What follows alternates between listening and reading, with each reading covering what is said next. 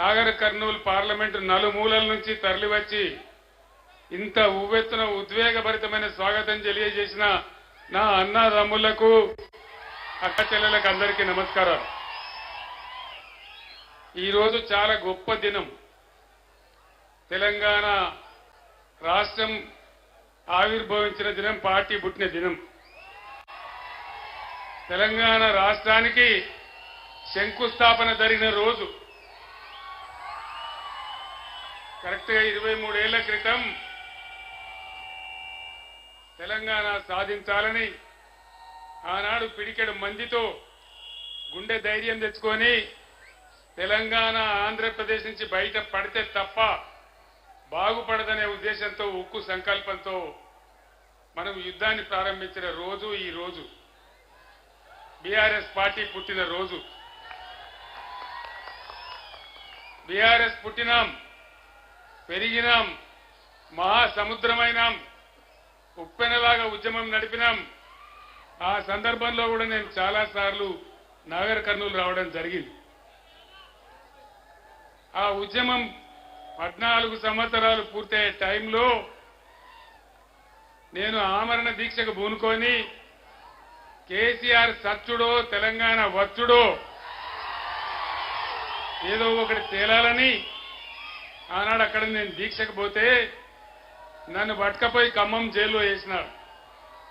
మీరంతా కూడా ఉప్పెనలాగా విజృంభించినారు. నిరాహార దీక్ష శిబిరాలు యాడ్ చేసుకుంటే ఒక ఉప్పెన లాంటి బ్రహ్మాండమైన సన్నివేశం. చివరికి కష్టపడి తెలంగాణ తెచ్చుకున్నాం. ప్లీజ్ తమ్ముడు 15 నిమిషాలు మాట్లాడతాను, నేను నినాదాలు లాస్ట్లో చెప్దాం. తెచ్చుకున్న తెలంగాణ ఒకటే మాట నా గుండెలో ఎప్పుడు కూడా ఉంటది. నేను మహబూబ్ నగర్ నుంచి ఎంపీగా పార్లమెంట్ సభ్యునిగా ఉన్నప్పుడే ఈ తెలంగాణ రాష్ట్రాన్ని మనం సాధించుకున్నాం. ఆ గౌరవం చరిత్రలో ఎప్పుడు కూడా మహబూబ్ నగర్ జిల్లాకే ఉంటుందని మనవి చేస్తా ఉన్నా.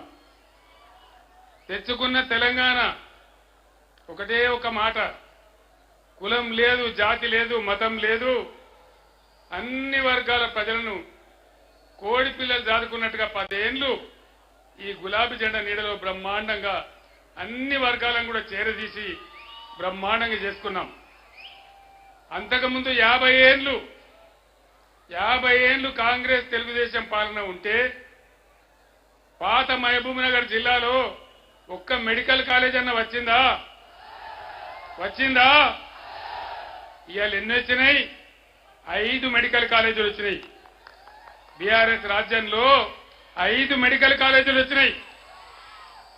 ఇంతకుముందు నేను వస్తుంటే ఆ మెడికల్ కాలేజీ దాటుకుంటా వచ్చిన నేను. ఇంకొక మాట చెప్తున్నా, గద్వాల ఎమ్మెల్యే కృష్ణమోహన్ రెడ్డి గారి తండ్రి చనిపోయినప్పుడు జిల్లా ఎమ్మెల్యేలందరినీ నేను హైదరాబాద్ పిలిపించుకొని నేను గద్వాల దాకా బస్సులో ప్రయాణం చేసిన. ఎట్లయింది నా పాలమూరు కళ్ళారా చూడాలి, ఆనాడు వలసలు పోయిన పాలమూరు ఎట్లా అయింది, ఇప్పుడు ఎట్లా ఉన్నది చూడాలని చెప్పి బ్రహ్మాండంగా నేను హైదరాబాద్ నుంచి 200 కిలోమీటర్ల గద్వాల దాకా పోయినా. మరి జనార్దన్ రెడ్డి గారి నాయకులంతా నాతో ఉన్నారు. ఆ రోజు చాలా ఆనందపడ్డా, నేను చాలా సంతోషపడ్డా. ఎక్కడికక్కడ వరి కోతలు, ఎక్కడికక్కడ వరి కోసే మిషన్లు, ధాన్యపు రాసులు, చాలా బ్రహ్మాండంగా నా హృదయానికి ఆనందం కలిగింది. నా పాలమూరు ఇంత బాగైంది అని చాలా చాలా నేను సంతోషపడ్డా. సరే, మంచి మాట. మొన్న అడ్డగోలు హామీలు ఇచ్చి దుష్ప్రచారాలు చేసి వాళ్ళ నోటికొచ్చిన మాటలు చెప్పి కేవలం 1.5% ఓట్లతోని కాంగ్రెస్ అధికారంలోకి వచ్చింది. ఎన్ని మాటలు చెప్పినారు? రైతు బంధు అందరికి వచ్చిందా? రాలేదా? అందరికి రాలే. అయ్యా ముఖ్యమంత్రి, ఇది ప్రజల భాష, నేను ప్రజల మధ్య నిల్చొని మాట్లాడుతా ఉన్నా. రాలేదా రైతు బంధు? ప్రతి ఆడపిల్లకు 2,500 వచ్చినాయా? 2 లక్షల రుణమాఫీ అయిందా? కళ్యాణ లక్ష్మి తులం బంగారం వచ్చిందా? ఆడపిల్లలకు స్కూటీలు వచ్చినాయా? వరికి 500 బోనస్ వచ్చిందా? అది బోగసే అయిందా? అంటే ఈ విధంగా చివరికొస్తే ఎండింది ఎండంగా మా కష్టపడి రైతులు పండించి ధాన్యం తెచ్చి కొనుగోలు కేంద్రాలలో పెడితే దానికి కొనే దిక్కు లేదు. 20 రోజులైనా 15 రోజులైనా తప్పుడు వానలు వచ్చి తడిచిపోతా ఉంది తప్ప దానికి కొనే దిక్కు లేదు. ఇది ఇలా ఈ ప్రభుత్వం చేస్తున్నటువంటి పరిస్థితి. బీఆర్ఎస్ గవర్నమెంట్ ఉన్ననాడు కేసీఆర్ ముఖ్యమంత్రి ఉన్నన్ని రోజులు ఒక్క ఏడాది లోపలనే కరెంటు బాగా చేసి 24 గంటలు కరెంటు ఇచ్చినాం. రెప్పగొట్టినంత సేపు కూడా కరెంటు పోలే. మళ్ళా ఈ కాంగ్రెస్ రాజ్యంలో కరెంటు పోతా ఉంది. మళ్ళా రాత్రిపూట బాయిల కాడికి పోవుడు, మళ్ళా తేలుపాములు గుట్టుడు. ఇప్పటికి 225 మంది చచ్చిపోయినారు తెలంగాణ రాష్ట్రంలో రైతులు. కొందరు ఆత్మహత్య చేసుకున్నారు, కొందరు కరెంటు షాటుకు చచ్చిపోయినారు, కొందరు పొలం కాడికి పోయి పాములు గడిచి చచ్చిపోయినారు. రకరకాల బాధలు మళ్ళా తయారైనాయి. ఈ బాధ ఎందుకు వచ్చింది? దయచేసి ఆలోచన చేయండి. కేసీఆర్ పెట్టిందే కదా, ఉన్నదే కదా, వీళ్ళు కొత్తగా గడపార పెట్టి తవ్వేదేం లేదు కదా, ఇచ్చిన కరెంట్ ఐఎస్టీసీకి ఇయ్యచ్చు కదా. ఇయ్యాల రోజు ముఖ్యమంత్రి మాట్లాడతాడు, మంత్రులు మాట్లాడతారు, మేము 24 గంటల కరెంట్ ఇచ్చినామంటారు. కరెంటు పోతలేదంటున్నారు. కరెంటు చక్కగా వస్తుందా? రోజు 10 సార్లు పోతా ఉంది. నేను శ్రీనివాస్ గౌడ్ గారింట్లో నేను మాజీ ఎమ్మెల్యేలు అందరం కూర్చుని మహబూబ్ నగర్ పార్లమెంట్ సమీక్ష చేస్తూ అక్కడ అన్నం తింటా ఉన్నాం. తక్కువని కరెంటు పోయింది. నేనంటే ఏమిరా ఇది కేసీఆర్ని ఇబ్బంది పెట్టానని తీసేసినరా, ఎందుకు పోతుందంటే వెంటనే వాళ్ళందరూ చెప్పింది, సార్ ఒక్కసారి కాదు రోజుకు 10 సార్లు పోతుందని చెప్పినారు. ఇగో ఇది ఈ పరిపాలన మీ కళ్ళారా చూస్తా ఉన్నారు. ఇంకొక మాట దయచేసి ఆలోచన చేయాలి. బ్రహ్మాండంగా మిషన్ భగీరథ పథకం పెట్టి ప్రతి ఇంటికి నల్లా ఇచ్చి మున్సిపాలిటీలలో రూపాయికి కనెక్షన్ ఇచ్చి ప్రతి పేదవాడింట్లో నల్లబెట్టి ఫ్రీగా పెట్టి బ్రహ్మాండంగా మంచినీళ్ళ సరఫరా జరిగింది కదా. జరిగిందా? అప్పుడు ఇప్పుడు జరుగుతుందా? మళ్ళా బోర్లు ఎందుకు వస్తున్నాయి? మళ్ళా నీళ్ళ ట్యాంకర్లు ఎందుకు వస్తున్నాయి? మళ్ళా బిందెలు ఎందుకు మోస్తున్నాము? ఇక మాటలు కోటలు దాటితే కాళ్ళు తంగేలు కూడా దాటలేవు. ఇప్పుడున్న ముఖ్యమంత్రి, అయ్యా ముఖ్యమంత్రి ఇదేం పనే బాబు, నడిచిందని నడిపేయచ్చు కదా కొత్తగా లేకున్నా, నువ్వు కొత్తగా ఏమైనా ఇయ్యకున్నా. ఇప్పుడు ఇంకోటి చెప్తున్నారు. ఇంకోటి ఏం చెప్తున్నారు? మేము 5 ఎకరాలకే రైతు బంధు ఇస్తాం. 6 ఎకరాలు ఏం పాపం చేసిండు? 9 ఎకరాలు ఏం పాపం చేసిండు? 10 ఎకరాలు ఏం చేసిండు? రైతులంటే అంత సులకన్నా? సరే 20-30 ఎకరాలకు ఇయ్యమంటే ఒక మాట, కానీ 10-15 ఎకరాల దగ్గర ఇయ్యాలి కదా. ఇయ్యన్నా పోతా? వీళ్ళు అయ్యే సొత్తేమని పోతుందా? వీళ్ళ జాగిరి పోతుందా? ప్రజల సొమ్మే కదా. ప్రపంచంలో ఈరోజు నేను ఒక్కటే మాట మీకు చెప్తా ఉన్నా, గవర్నమెంట్ సపోర్ట్ లేకుండా ఏ దేశంలో కూడా వ్యవసాయం జరుగుతలేదు. అందుకే నా మెదడు కరగబెట్టి దేశంలో భారతదేశంలో ఇంతకుముందు ఎప్పుడు లేనటువంటి రైతు బంధు తీసుకొచ్చినాం. టంచనగా పడుతుండే, టంచనగా రైతు బంధు పడుతుండే, టింగు మరి మీ సెల్ ఫోన్లు మోగుతుండే. బ్రహ్మాండంగా దర్జాగా మీరు పంటలు పండించినారు. ధాన్యపు రాసులు వచ్చినాయి. మీరు నడిమింట వండుకొని పొద్దుగాల పోతే బ్రహ్మాండంగా పొలం పారి కనబడుతుండే. ఎందుకు ఈ 5 నెలలకే 4 నెలలకే ఇంత దుర్మార్గం ఎందుకు? అంటే ఏం జరగాలి? ఆగు ఇప్పుడు ఏం జరగాలి? ఇవాళ ఏమన్నా పాలెలో పంచాయతీ పడుతుంది. పడ్డప్పుడు ఏం చేస్తారు? ఈయన ఒక పంచును ఆయన ఒక పంచును పెట్టుకుంటారు గట్టిగా వాదించాలని. మరి తెలంగాణ ప్రజలకు కాంగ్రెస్ కు పంచాయతీ పడ్డది. ఇప్పుడు మరి ప్రజల తరపున పంచం ఎవరు? ఎవరు? కేసీఆర్నా? కేసీఆర్ కొట్టాడన్నా? యుద్ధం చేద్దామా? నేను మీ అందరికీ దండం పెట్టి ఒకటే మాట చెప్తా ఉన్నా, మీరు మద్దతు ఇవ్వండి, నా ప్రాణం పోయినా సరే తెలంగాణ తెస్తాను అన్నాడు. చెప్పినా తెలంగాణ తెచ్చిన మళ్ళా ఇయ్యాల మిమ్మల్ని నేను కోరుతా ఉన్నా. మళ్ళా మీతో నేను ఏం కోరుతున్నా అంటే, మీ తరఫున వాదించానంటే, ఈ దుర్మార్గ కాంగ్రెస్ ప్రభుత్వం మెడలు వంచానంటే నాకు మీ బలం ఇయ్యాలి. నాకు మీ బలం ఇచ్చుడంటే ఇక్కడ చదువుకునేటువంటి మాజీ ఐపీఎస్ అధికారి మన ప్రవీణ్ కుమార్ గెలవాలి. ప్రవీణ్ కుమార్ అల్లాటప్ప రాజకీయ నాయకుడు కాదు, బ్రహ్మాండమైనటువంటి మాజీ ఐపీఎస్ అధికారి. ఇప్పుడు ఏం మాట అన్నాడు, నాగర్ కర్నూలు నియోజకవర్గాన్ని ప్రపంచ పటంలో పెట్టే స్థాయికి తీసుకుపోయే బాధ్యత నాది అని ఆయన మాట్లాడినాడు. మరి ఆయన ఎవరో కాదు, అలంపూర్లో పుట్టిన బిడ్డ, సొంత గడ్డకు సేవ చేయాలని మీ ముందుకు వచ్చినాడు. దయచేసి మీ బలాన్ని ఇస్తే ప్రవీణ్ కుమారు, నేను, మిగతా బృందమందరం కలిసి ఈ ముఖ్యమంత్రి మెడలు వంచి మన అన్ని హామీలు కూడా అమలు చేస్తామని మనవి చేస్తా ఉన్నాం. ఆ శక్తి రావాలి, ఆ చైతన్యం రావాలి. కొంతమంది యువకులకు, ప్లీజ్ యువక సోదరులకు నేను మనవి చేస్తా ఉన్నా, ఈ రాష్ట్రం మీది, ఈ దేశం మీది. బుద్ధితో ఆలోచన చేయాలి. ఒక ఉరవడిలో గాడుపులో ఎటువంటి అటు కొట్టుకొని పోవద్దు. మీ ఫ్యూచర్ ముఖ్యం, ఈ రాష్ట్రం ముఖ్యం. ఓట్లు, ఎన్నికలు, నాయకులు వస్తూ ఉంటారు, పోతా ఉంటారు. కానీ మన బతుకులు నిజం. మన బతుకులు నిజంగా ఉండాలంటే ఇంకో పార్టీ పోటీ చేస్తా ఉంది. ఎవరు? భారతీయ జనతా పార్టీ. అక్కెరకు రాని చుట్టం. ఒక మాట చెప్పన్నా, నరేంద్ర మోడీ ఒక 100 నినాదాలు చెప్పిండు. 100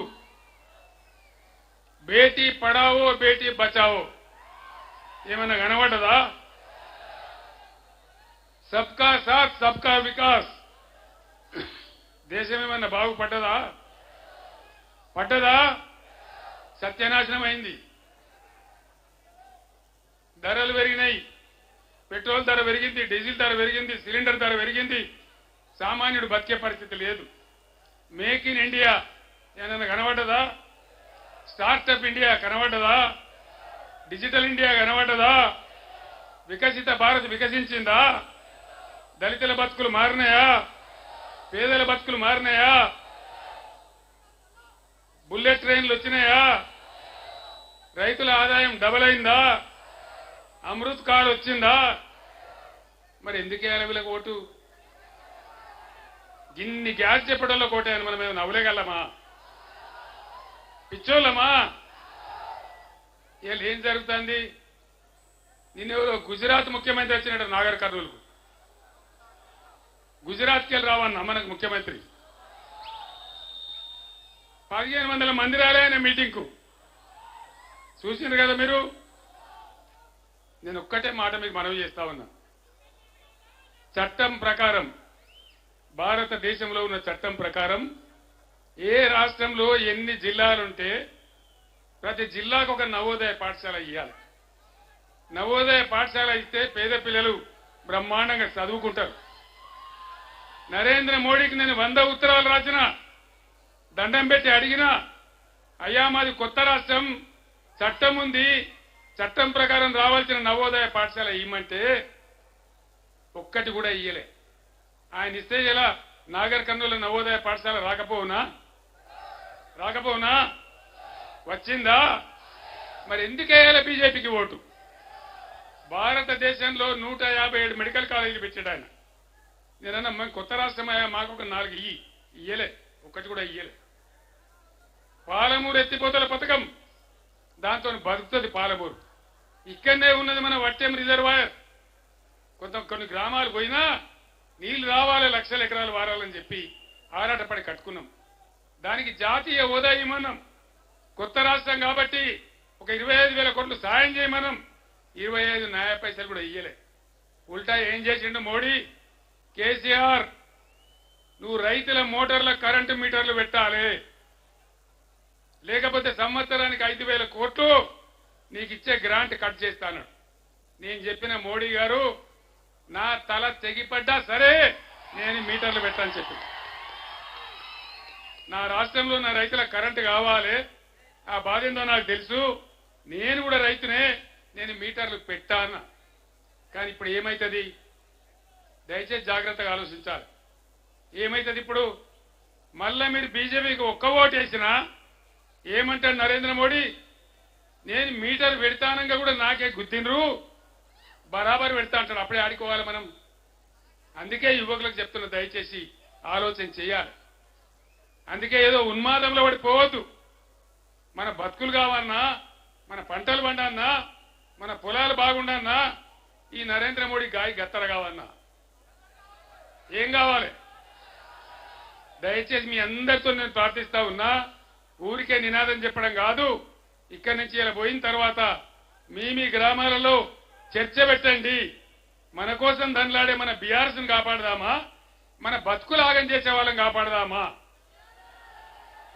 అనే మాట గ్రామాన ప్రతి తల్లికి ప్రతి చెల్లెకు ప్రతి పెద్ద ఆయనకి చెప్పి దండం పెట్టి ఓటు అడగండి ప్రవీణ్ బ్రహ్మాండమైన మేయర్తో గెలిపించండి మన హక్కులన్నీ కాపాడుకుందాం అన్ని కాపాడుకుందాం ప్రవీణ్ అంటే ఎటువంటి వ్యక్తో మీకు ఒక మాటలో నేను చెప్తా నేను ముఖ్యమంత్రి అయినాక ప్రవీణ్ని వెతుకున్నాను నేను ప్రవీణ్ గారు మీరు గురుకులాలు మంచిగా నడుపుతున్నారు ఇంకా బాగా నడపాలి మీకు బడ్జెట్ ఎంత కావాలంటే తీసుకోండి వాటిని జూనియర్ కాలేజీ కూడా చేయండి బ్రహ్మాండంగా చేయమని చెప్పిన తెలంగాణ గురుకులాలంటే ఇంటర్నేషనల్ స్కూల్స్ కు సమానం అద్భుతమైనటువంటి డాక్టర్లు ఇంజనీర్లు ఐఐటీలు ఐఐఎంలు ఐఏఎస్లు పైలట్స్ హిమాలయ పర్వత శిఖరాలు ఎక్కిన బిడ్డలు అక్కడి నుంచి ఎవరెస్ట్ శిఖరాలు ఎక్కిన బిడ్డలు ఆ గురుకులాల నుంచి పుట్టించిన వ్యక్తి ఎవరు మన ఆర్ఎస్ ప్రవీణ్ కుమార్ ఆయనకు ఒక కమిట్మెంట్ ఉంది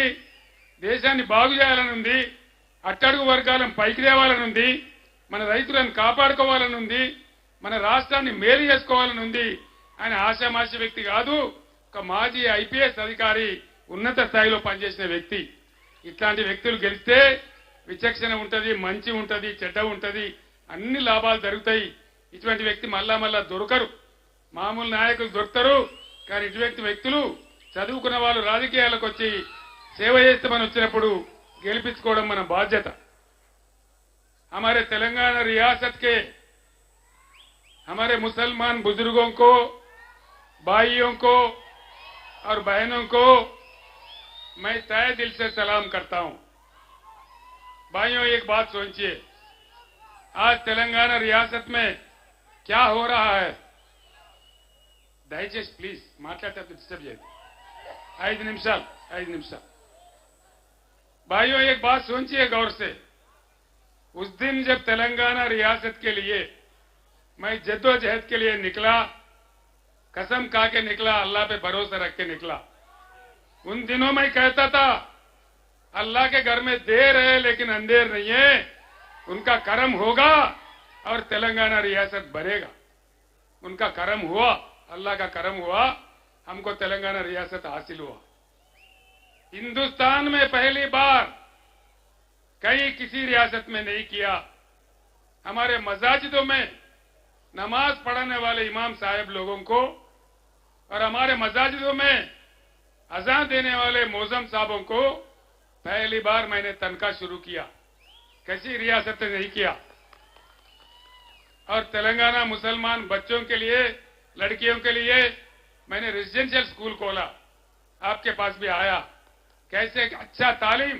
उन लोगों को मिल रहा है ये आप देख रहे आज क्या हो रहा है हमारे रियासत में ये भी आप देख रहे यहां टक्कर हमको बीजेपी को है महबूब नगर में भी और यहां नागर कर्नूल में भी मैं सच्ची बात बता रहा हूं आप कहीं वहीं में कांग्रेस को वोट देंगे तो यहां एमपी बीजेपी जीत जाएगा कोई फायदा नहीं होगा हमारे लिए बहुत बुरा होगा इसलिए सारे मुसलमान दानिशमंद लोगों को नौजवानों को बुजुर्गों को मैं दरखास्त करता हूं आज यहां बीजेपी नहीं जीतना चाहिए यहां बीआरएस जीतना चाहिए जो कि बीआरएस एक सेक्युलर पार्टी है सेक्युलर तहरीक है बिल्कुल एकदम जिंदगी भर के लिए हम सेक्युलर पार्टी बने रहेंगे और हमारे नागर कर्नूल नशीद से जो हमारे कैंडिडेट है वो साबिका आईपीएस ऑफिसर है,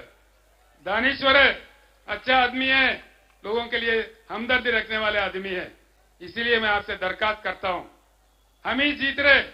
आज सुबह जो रिपोर्ट मिला मुझे, महबूब नगर और नागर कर्नूल दोनों नशिस्तों पर हम ही जीत रहे हैं, इसमें मुझे कोई शक नहीं है, बिल्कुल जीत रहे हैं। अगर आप लोगों का ताउन हो, भारी अक्सरियत से हमारे लोग कामयाब होंगे और आपके खिदमत में काम करेंगे। एक बात तो तय है, कोई कुछ कहे, मुद्दई लाख बुरा चाहा तो क्या होता है, वही होता है जो मंजूर खुदा होता है। इतना कहते हुए मैं आपसे रुखसत होता हूं। సోదరులారా, చివరిగా నాది ఒకటే మాట. ఆనాడు మీ అందరి అండదండలతోని 15 సంవత్సరాలు అన్నం తిన్నమో, అటుకులు బుక్కినమో, ఉపాసం ఉన్నమో, పోరాటం చేసి తెలంగాణ తెచ్చినాం. నా చావు కూడా తెగించి దీక్ష పట్టి తెలంగాణ తెచ్చినాం. కానీ ఇలా ఈ రాష్ట్ర ముఖ్యమంత్రి ఏం మాట్లాడతాడని సంస్కారం ఏంది? కేసీఆర్ నీ గుడ్లు వేకి గోటీలు ఆడుకుంటా, నీ పేగులు తీసి మెడలేసుకుంటా, ఆఖరికైతే నీ ముడ్డి మీద షెడ్డి కూడా గుంజుకుంటా. ఇదేనా ముఖ్యమంత్రి మాట్లాడే భాష? ధర్మమేనా? తెలంగాణ సాధించిన వ్యక్తిని, ఇన్నేళ్లు పోరాటం చేసిన వ్యక్తిని, వచ్చిన తెలంగాణను తెల్లగా చేసిన వ్యక్తిని, తెలంగాణకు మంచినీళ్లు, కరెంటు, సాగునీళ్ల కోసం తన్లాడిన వ్యక్తిని నన్ను పట్టుకొని ఇన్ని మాటలు అనొచ్చునా? ధర్మమేనా ఇది? ఇది మన తెలంగాణ గౌరవమా? కాబట్టి న్యాయం, ధర్మం మీరు చెప్పండి. ఎవరికి కర్రుగాల్చి వాత పెట్టానో, ఎవరిని అందలం ఎక్కియానో నిర్ణయించేది మీరు. శక్తి ఉన్నది మీ దగ్గర. కాబట్టి ధర్మాన్ని గెలిపించండి, బీఆర్ఎస్ ను గెలిపించండి. మళ్ళీ మన గవర్నమెంటే వస్తుంది, నేను గ్యారంటీగా చెప్తున్నా. మీకేం అనుమానం అవసరం లేదు. ఇలా బగ్గుమంటున్న తెలంగాణ ఎక్కడికి పోయినా నా బస్సు కదలనిత్తలేరు. ఊరూరికి పూలదాలుడు, గుమ్మడికాయలు కొట్టుడు, రకరకాల పదలు చేసి గంట అరగంట నేను ఆలస్యం పోతా ఉన్నా. మళ్ళా డెఫినెట్ గా జనం మారిపోయింది, అర్థమైపోయింది. ఈ ప్రభుత్వానికి ఒక సురుకు పెట్టాలి, వీళ్ళ బలుపు దించాలనేటువంటిది వచ్చింది. కాబట్టి ఏం అనుమానం లేదు, మళ్ళా మన ప్రభుత్వం వస్తుంది. డెఫినెట్ గా బ్రహ్మాండంగా మన తెలంగాణ, మన పాలమూరు పథకం అన్ని కూడా చేసుకుందాం. ఏం రందిపడే అవసరం లేదు.